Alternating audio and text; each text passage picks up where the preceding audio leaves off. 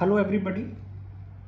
That today in this video we will discuss one of the greatest work ever produced by any literary artist or literary critic. That is what we popularly call as poetics.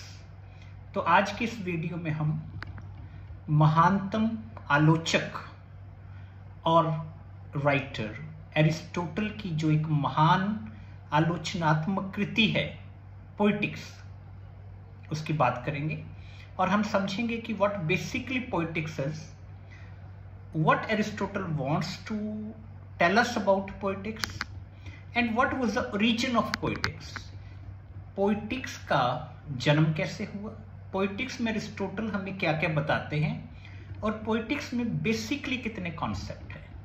इससे पहले कि हम इस video के साथ आगे बढ़ें, I would like to tell you there are basically 5 concepts in poetics. Poetics में एरिस्टोटल ने 5 मेन टॉपिक्स को डिस्कस किया है। माइमेसिस मीन्स इमिटेशन क्या है, what is tragedy, what is ideal tragic hero, what is catharsis, और ये सारे टॉपिक्स को एरिस्टोटल में डिस्कस किया है।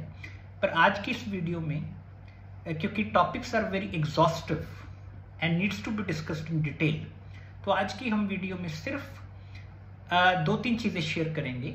What is poetics, how was poetics born, poetics का जन्म कैसे हुआ, बिकॉज इसके जन्म की कहानी बड़ी दिलचस्प है।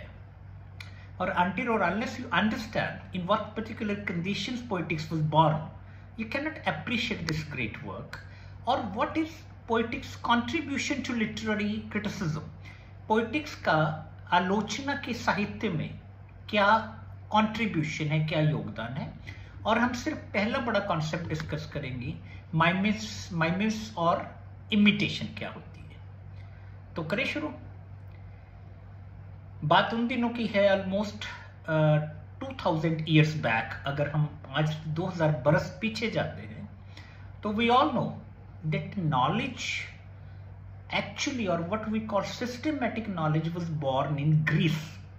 अगर दुनिया में नॉलेज ने सिस्टमेटिकली कहीं शेप ली तो वो यूरोप का एक कंट्री था, छोटा सा कंट्री जिसे हम ग्रीस कहते हैं। तो ग्रीस में बड़े बड़े थिंकर्स पैदा हुए।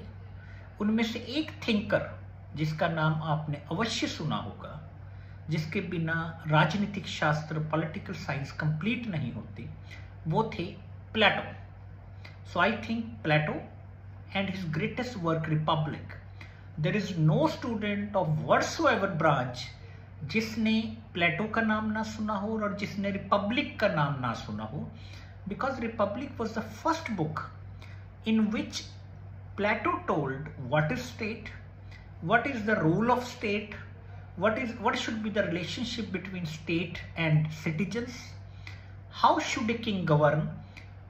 मुख्यतः हम ये कह सकते हैं कि रिपब्लिक दुनिया की पहली ऐसी बुक थी जिसमें राजा का क्या रोल है, राजा और प्रजा के बीच कैसे संबंध होने चाहिए, राजा को कैसे शासन करना चाहिए। तो you can say it is a seminal, it's a legendary book of political science, जहां से राजनीति शास्त्र काफी हद से हम कह सकते हैं शुरू होता है। तो प्लेटो ने रिपब्लिक लिखी।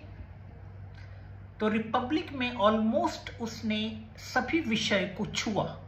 ही टच्ड ऑलमोस्ट एवरी सब्जेक्ट। अब आपको एक नेचुरल क्यूरियोसिटी होगी कि बात तो हमने करनी है पोइटिक्स की, ये प्लेटो जी कहाँ से बीच में आ गए, ये रिपब्लिक कहाँ से बीच में आ गई। बट आपको पता है लाइफ में सब कुछ एक दूसरे से इंटरकनेक्टेड होता है। There are threads which are connected with each other. अगर ये ना होता तो परहैप्स यूं भी ना होता।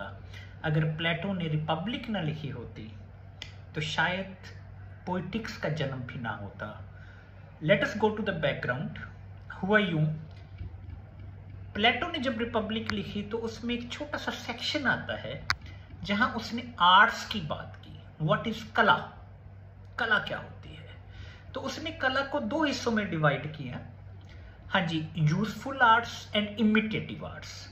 वो सारी कलाएं जो जीवन के लिए उपयोगी हैं, यूजफुल आर्ट्स। वो सारी कलाएं जो जीवन के लिए जो सिर्फ नकल मार के की जाती हैं, माइमेसिस और इमिटेशन का मतलब होता है, इमिटेट मैंने जो हम नकल मार के करते हैं।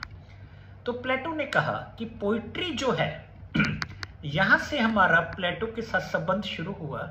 अदरवाइज ये एक जनरल क्यूरियोसिटी होती है कि लिटरेचर वालों ने पॉलिटिकल साइंस से क्या लेना है, लिटरेचर वालों ने रिपब्लिक से क्या लेना है। बट भाई साहब, हमें रिपब्लिक से बहुत कुछ लेना देना है, बिकॉज जो चीज़ों की शुरुआत है वो रिपब्लिक से ही हुई। तो उसमें कहीं प्लेटो ने ये जिक्र कर दिया कि जो कविता है, जो आर्ट ऑफ पोइट्री है, that falls in category of imitative art, ये एक नकल वाला काम है जिसकी कोई उपयोगिता नहीं है। और उसने कहा कि मेरे राज्य में, in my state, there is no place for poets because poets don't contribute to anything. Poets का कोई मुख्य योगदान नहीं है, ये सिर्फ चीजों की नकल करते हैं और जो नकल करते हैं वो ही उतार देते हैं। तो भाई साहब, इन लोगों से हमने क्या लेना देना। तो he said in my state there is no place for poets.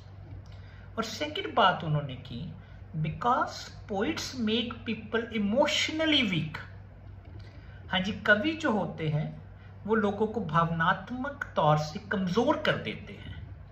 इसलिए मेरे राज्य में ऐसे लोगों की कोई जगह नहीं जो मेरी प्रजा को कमजोर करें, मानसिक रूप से उनका जो मनोबल है उसको गिराएं। जैसे आप गाने सुनते हैं, कविता में ये थोड़ा सा होता है, जब दिल ही टूट गया अब जी के क्या करेंगे, है ना, लाइक दैट। तो कई जगह आपको ऐसी शायरी, ऐसी कविता सुनने को मिलती है जहां एक तो आप पहले दुखी होते हैं, तो दूसरा वैसी टाइप की कविता सुन के आपका मन और कमजोर हो जाता है और आप रोने लग जाते हैं। क्योंकि कविता कहीं ना कहीं ये बात तो आपको माननी पड़ेगी, it has emotional connection, it talks of the emotions.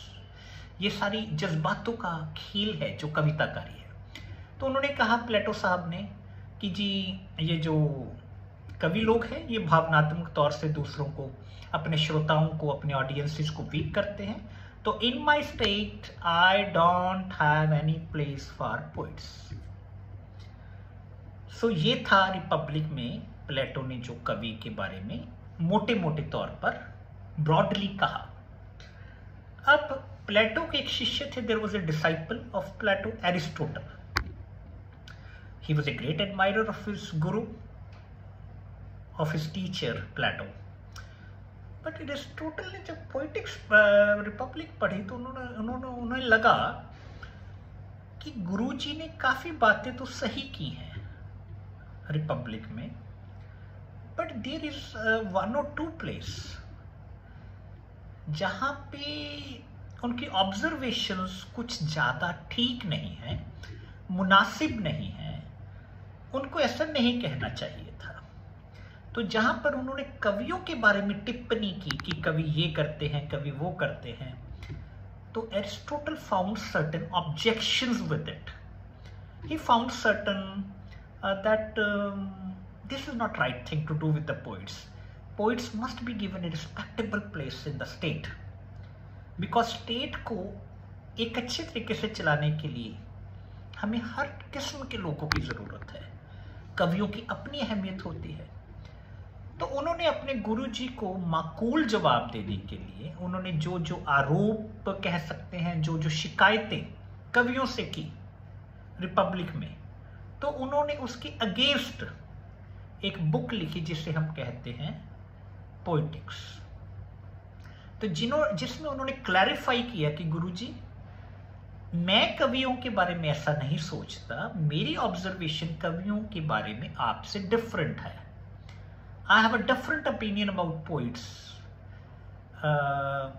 तो उन्होंने, तो पहली बात आपको ये समझनी पड़ेगी कि रिपब्लिक, प्लेटो की जो रिपब्लिक है, अगर वो ना लिखी जाती तो उनके जवाब में एरिस्टोटल की पोइटिक्स कभी ना आती।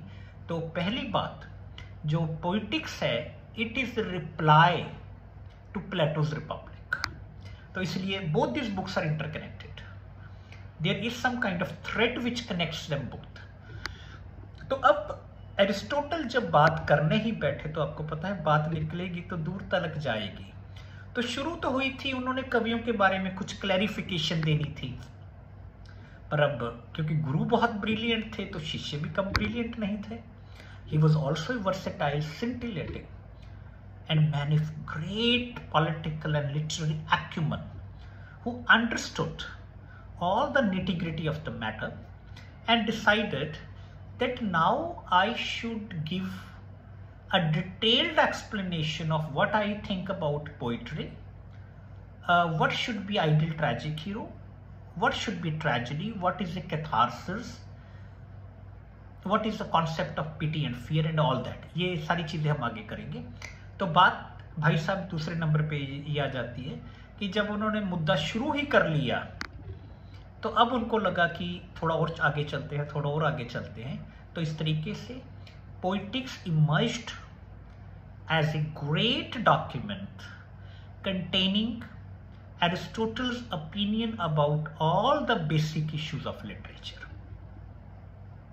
So I think myself clear. So this is the background of the Republic. Poetics जो रिपब्लिक से कनेक्टेड है। तो अब आगे चलते हैं। पहला कॉन्सेप्ट हम करते हैं माइमिस और जिसे हम कहते हैं इमिटेशन। तो आपको याद होगा, यू माइट बी रिमेम्बरिंग, प्लेटो साहब ने क्या कहा था कि इमिटेशन जो कविता है वो इमिटेशन है। Aristotle didn't agree with this opinion, he found it little objectionable. तो उन्होंने पहली बात ये कही कि poetry no doubt is a imitation, but he added one word with it, he called it creative imitation.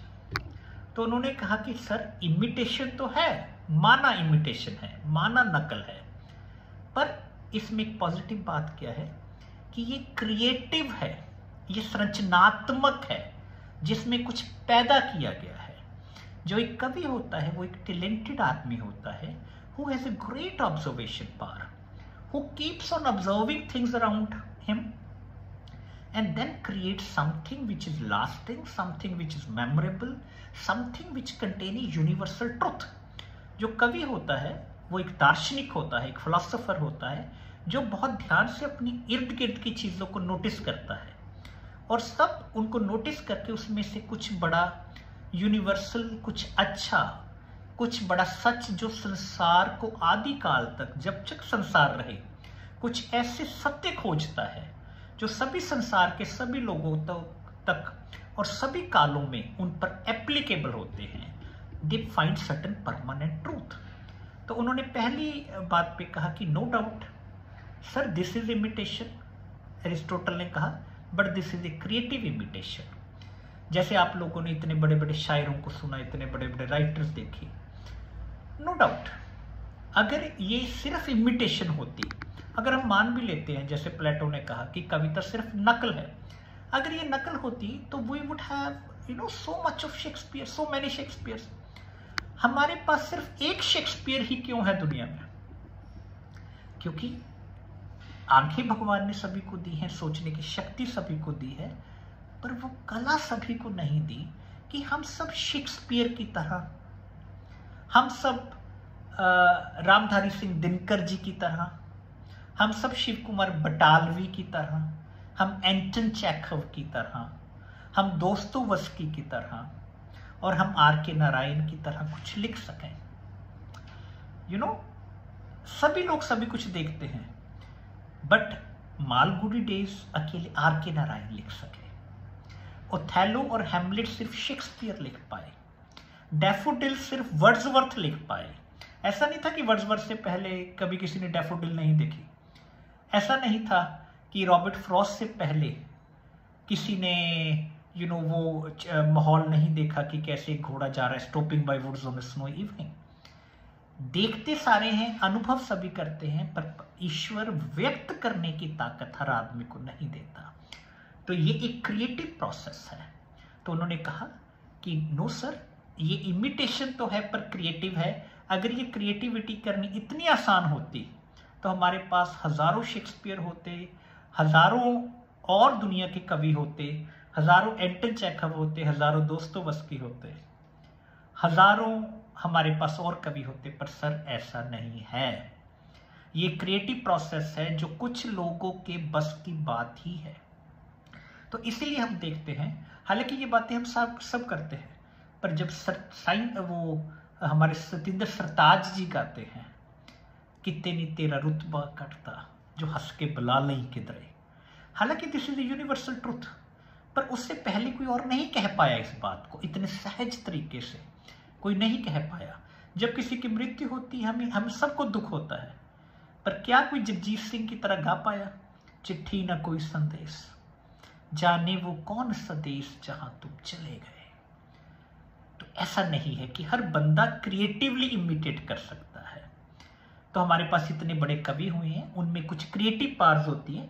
तो यहां पर उन्होंने एरिस्टोटल को करेक्ट किया कि sir this is imitation, but of course इस इमिटेशन बट सिर्फ क्रिएटिव इमिटेशन।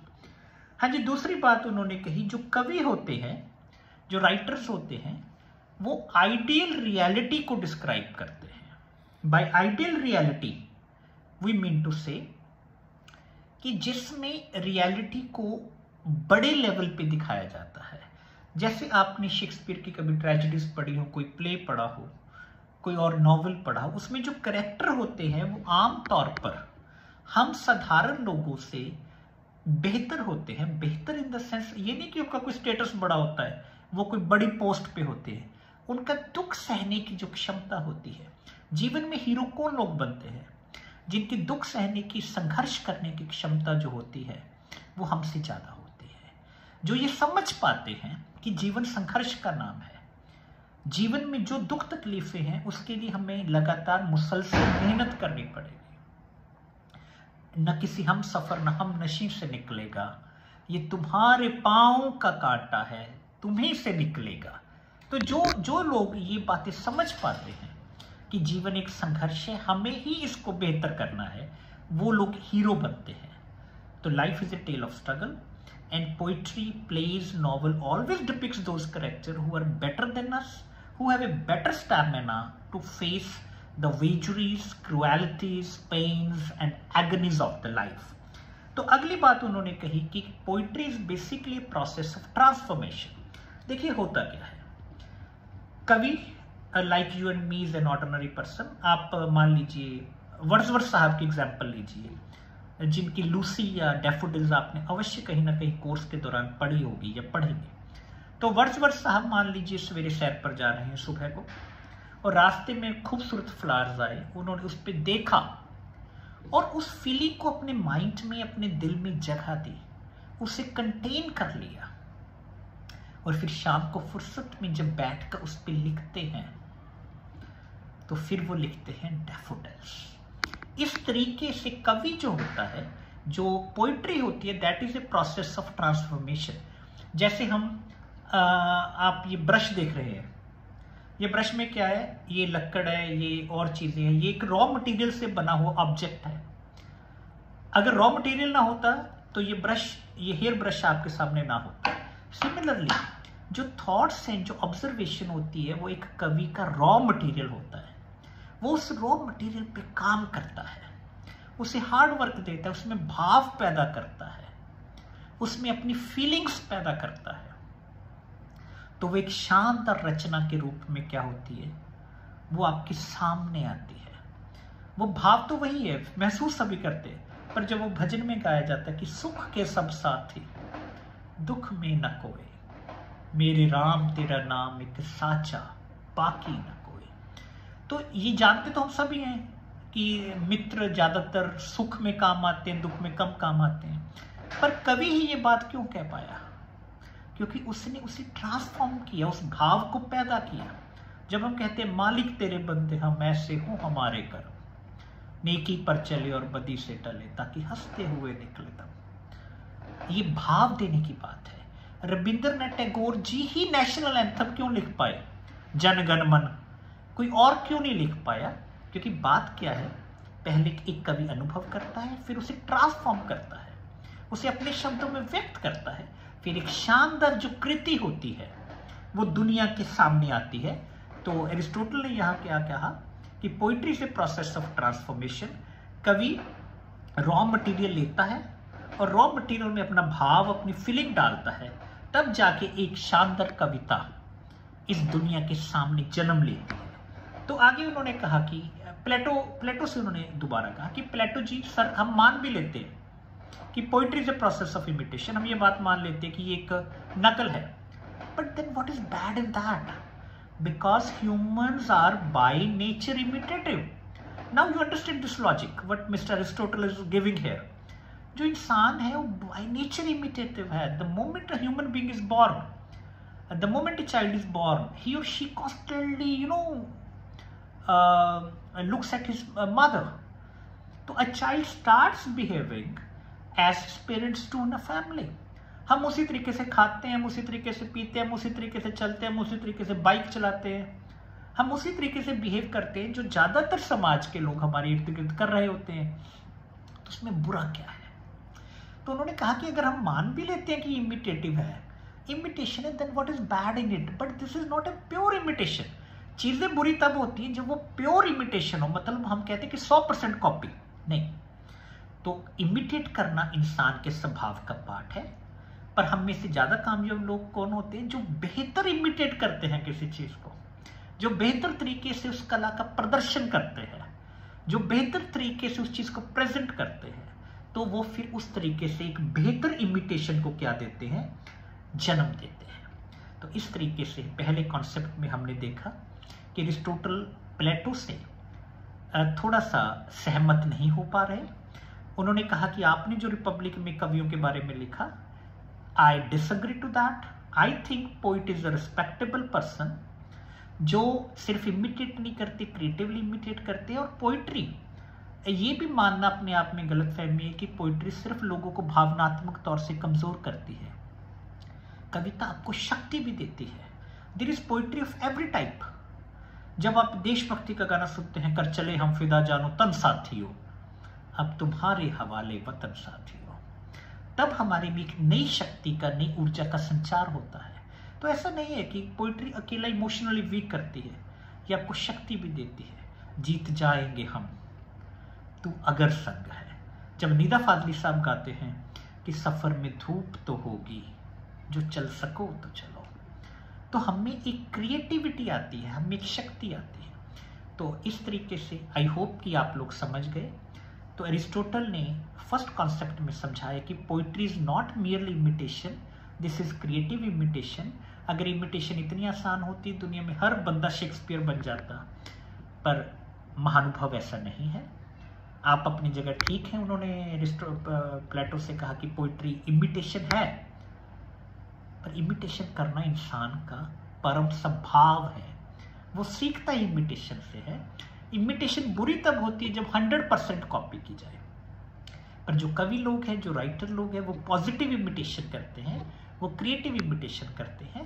तभी हमारे पास दुनिया में इतनी बेहतरीन काव्य हैं, इतने बेहतरीन एपिक हैं, इतने बेहतरीन तरीके से दुनिया में दुख दर्द को, दुनिया में खुशियों को व्यक्त किया गया है, क्योंकि वो कवियों ने उससे इमिटेट किया, फिर उसमें अपनी क्रिएटिविटी डाली, फिर फाइनली जाके एक अच्छी कविता हमारे सामने आई. तो I hope the first concept आप समझ गए. Thank you so much. तो this was all about background of poetics and the concept of imitation.